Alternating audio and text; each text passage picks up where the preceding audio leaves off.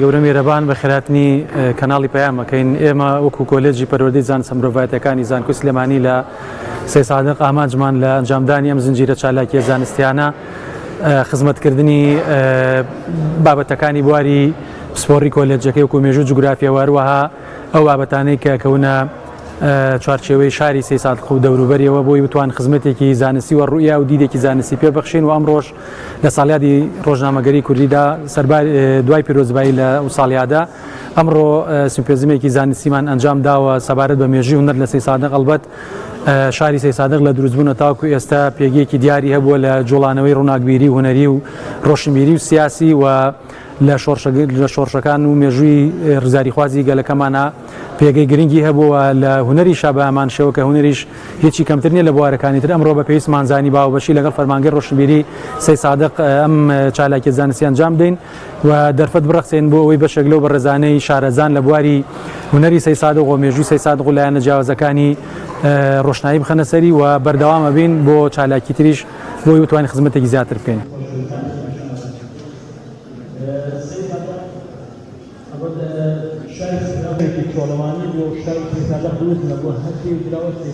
شاری سێ سادق بۆ خۆی شارێکی تازەیە وەکو مێژوو لەگەڵ دروستبوونی یەکسەر شارێکی جێگەی ڕۆشنبیری و پێگەیاندن و شانۆ و هەموو کایەکانی ڕۆشنبیری بوو. ینی هەر یەکەم جا کە قوتابخانەکە لێرە کراوەتەوە مامۆساکانی یەکەم کۆنا قوتابخانەکە خەڵکانی نووسەر بوون. ینی مامۆسا عەبدوڵڵا میدیا بووە، مامۆسا عەباس تۆفیق شەلیک بووە و مامۆسا قانعی شاعیر بوو، ئەمانە مامۆسا عین شەونم بوو، ئەمانە شاعیر و نووسەر و ڕۆشنبیر بوون.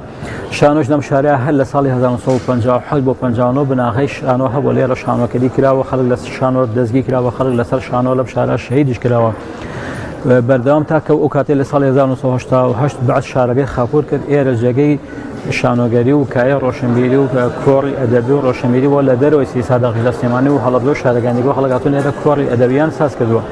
بۆ ئەم شارە بناغەیەکی ڕۆشنبیری و پێشکەوتنی هەر لە دروستبوونەوە تا ئێستا هەیە و ئێستاش بەردەوامە. ئێمەش ئاماژمانە لەم چالاکیە بۆ ڕابردووە بچینەوە تشتی بخێنە سەر بۆێنەوەی نوێ بیزانن، ئەوەی داهاتوومان بیزان و بەردەوام گرنگی بە کایەکانی ڕۆشنبیری سێ سادق بدەین. لە ساڵی 1995 لەگەڵ چەند هاوڕێی نووسەرانی ڕۆژنامەی کۆمەڵ بووە.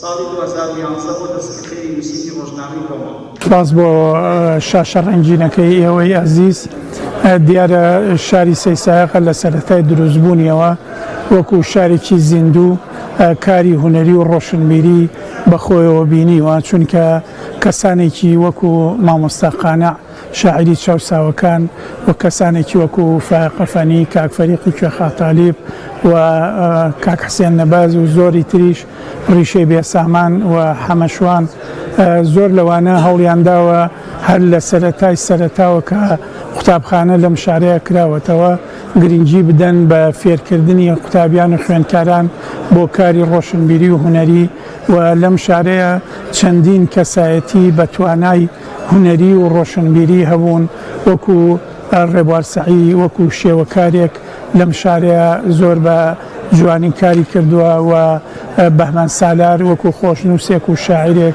ڕیشەی بێسامان، کاک فەریقی کوێخاتالیب لە شانێری توانیوێتی لەگەڵ هاوڕێکانیان یەکەمین کاری شانۆیی دروست لەم شارەیە پێشکەشکان. مامۆستا کەمال دڵشادی شانۆکار هەوڵی داوە لێرە فێستیڤاڵی هونەری ڕێکخاوە. ئەم شارە زۆر کاریگەری هەبووە لە پێشخستن و بەرەو پێشبردننی کاری هونەری و ڕۆشنبیری. لە هەمان کاتا شارێکی زیندوو بووە، هەوڵی داوە بەردەوام لە پاڵ شارەکانی ترە کاری هونەری و ڕۆشنبیری پێشکەش بەم میلەتە و بە نیشتیمانی کوردستان بکە.